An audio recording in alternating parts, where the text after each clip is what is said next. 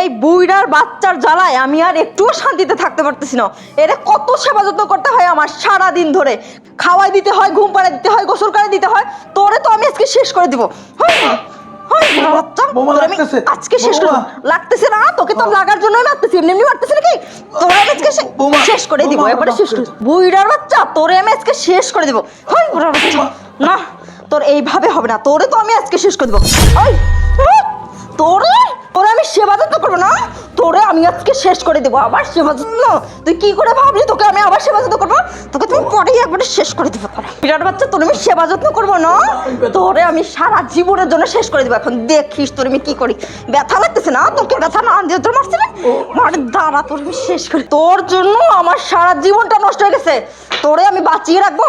হ্যাঁ ওই ওঠ বুড়ার বাচ্চা, ওঠ, এই ওঠ, ওঠ, ওঠ বলছি, হাই ওঠ। তোরে তো আমি সারা এতদিন ধরে তোরে সেবা যত্ন করতে করতে আমার জীবনটা একবারে নষ্ট করে ফেলছি আমি। তোকে আজকে আমি শেষ করে দেবো। ওই বুড়া বাচ্চা, তোমরা কি আমাকে মতো বুড়া হবে না? বুইড়ার বাচ্চা, তোরে আমি এতদিন ধরে সেবা যত্ন করছি না, আজকে থেকে তুই আমার সেবা যত্ন করবি। ওঠ, ওই ওঠ, ওই তোরে আমি সেবা যত্ন করবো না, আজকে থেকে তুই আমার সেবা যত্ন করবি।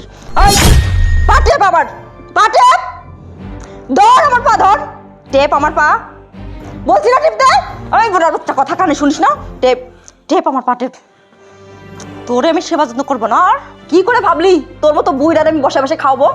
বৌমা, তুমি হইলে আমার মেয়ের মতো, আমি তো তোমার মেয়ের চোখেই দেখি। আর তুমি কি না আমার সাথে চাকরের মতন ব্যবহার করতেছো? কি রে, তুই আবার আমার মুখে মুখে কথা বলতেছিস? এই বুড়ের বাচ্চা, তোর এত বড় সাহস! এই তোরে পা টুকতে বলছি না, পা টেপ, না হলে কিন্তু তোর আজকে খাবার দাবার কোনো কিছু দিব না আমি। তাড়াতাড়ি টেপ, সুন্দরভাবে টেপ, একটাও কথা বলবি না। বৌমা, তুমি আমার থাপ্পড় মারলা বৌমা।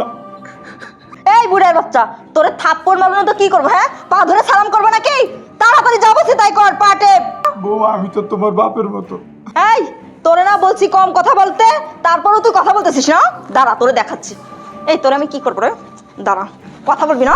তোরে কথা বলাচ্ছি, খুব সুন্দরভাবে কথা বলাচ্ছি না? কথা বলবি না? এই এবার বল কথা, দেখি তুই কত কথা বলতে পারিস। এবার বল, বল বল কথা। বৃষ্টি, কি করতেছো কি তুমি আমার বাবার সাথে? আরে না না, কিছু না, আমি তো এই গামছাটা দিয়ে বাবার মাথা মুছে দিচ্ছিলাম। বাবা বলেন, আপনার মাথা মুছে দিচ্ছিলাম না? আরে বাজান, মাথা মুছে দিয়েছিল।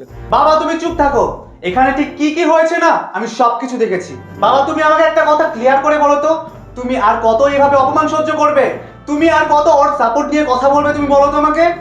এই দেখ, তুই তুই যে বাবাকে মারার জন্য প্ল্যানিং করেছিস, যে বাবাকে মারতে চেয়েছিলিস, সেই বাবা কিনা শেষ পর্যন্ত তোরই সাপোর্ট হয়ে কথা বলছে।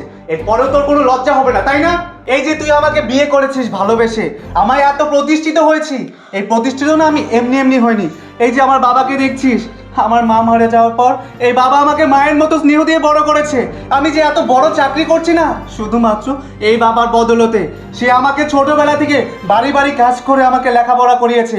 আমি এত প্রতিষ্ঠিত হয়েছি, এত বড় চাকরি করছি। এই যে তুই তোর বাপের বাড়ি গিয়ে খুব বড়াই দেখাস না, তুই বড় লোকের বউ। এই বড় লোকের বউ কিভাবে হয়েছিস তুই জানিস?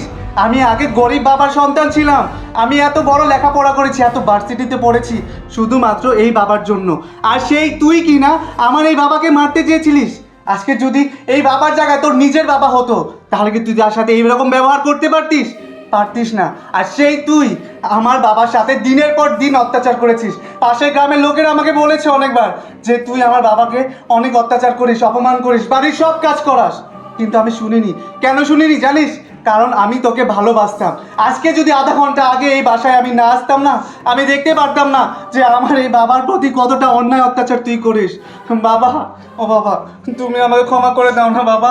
আমারই জন্য তোমাকে দিনের পর দিন ওর কাছে অপমানিত হতে হয়। আমি যদি আগে জানতাম যে ও তোমাকে এত অপমান করে, বাবা তুমি বিশ্বাস করো আমি তোমাকে এখানে রাখতাম না। দরকার বলে আমাদের গ্রামে সেই বস্তি বাড়িতে তোমাকে রাখতাম, তবুও তুমি ওখানে সুখে থাকতে। আমি ভেবেছিলাম এখানে থাকলে হয়তো তুমি অনেক সুখে থাকবে, ভালো থাকবে। কিন্তু না, আমি আজকে নিজের চোখে যা দেখলাম আমি সেটা কোনোভাবেই বিশ্বাস করতে পারছি না। এই ডাইনি কাল নাগিনী, তোর মতো মেয়ের সাথে আর যাই হোক আমি সংসার করব না। কারণ আমি সিদ্ধান্ত নিয়ে নিয়েছি অনেকক্ষণ আগে, আমি তোকে ডিভোর্স দিয়ে দেব।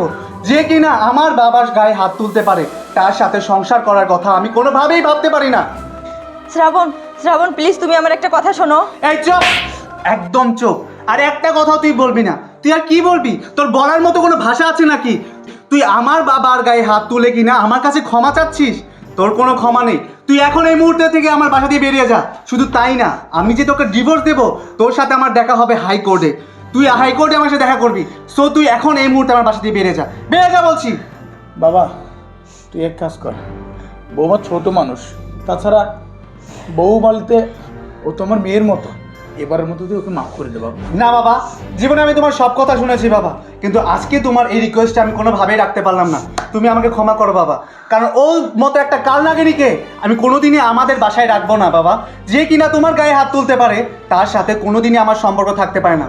তুই এখন এখানে দাঁড়িয়ে দাঁড়িয়ে কথা শুনছিস? বেরিয়ে যা বলছি, বেরিয়ে যা বাবা। তুমি আমাকে ক্ষমা করে দিও বাবা। বাবা